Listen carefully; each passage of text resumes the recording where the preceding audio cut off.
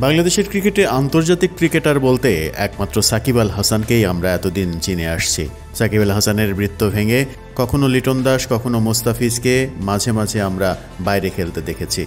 এরই মাঝে তাসকিন, শরীফুল তাদেরকেও বাইরে খেলতে দেখেছি। এবার সেই তালিকায় নতুন নাম যুক্ত হলো বাংলাদেশের তরুণ লেগ স্পিনার রিশাদ হোসেন। রিশাদ হোসেন সম্ভাবনার দ্বার উন্মোচন করছেন। এবার বিগ ব্যাশে তাকে দেখা যাবে, তাও ক্রিকেট কিংবদন্তি রিকি পন্টিংয়ের দলে। আসন্ন অস্ট্রেলিয়ার টি-20 লিগ বিগ ব্যাশের 14তম আসরের ড্রাফটে নাম লিখিয়েছেন বাংলাদেশের 10 ক্রিকেটার। সেই ড্রাফটে নাম লিখিয়েছিলেন লেগ স্পিনার রিশাদ হোসেনও। তরুণ এই লেগ স্পিনারকে দলে ভিড়িয়েছে এবার হোভার্ড হ্যারিকেন্স।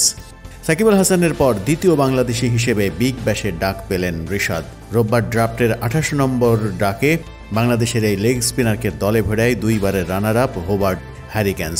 এই দলের হেড অব স্ট্র্যাটেজির দায়িত্বে রয়েছেন অস্ট্রেলিয়ার সাবেক অধিনায়ক কিংবদন্তি ক্রিকেটার রিকি পন্টিং।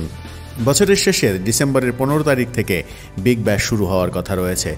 শেষ হবে পরের মাসের 27 তারিখ। একই সময়ে বাংলাদেশ প্রিমিয়ার লিগ বিপিএল মাঠে গড়ানোর কথা। সব মিলিয়ে খেলার সুযোগ পান কিনা এটাই এখন মূল বিবেচ্য বিষয়।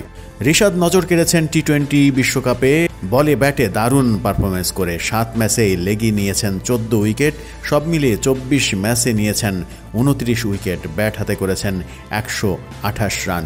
সব মিলিয়ে গত বিশ্বকাপে রিশাদের দারুণ পারফরমেন্স বিগ ব্যাশে তাকে জায়গা করে দিয়েছে বলে মনে করেন ক্রিকেট বিশেষজ্ঞরা।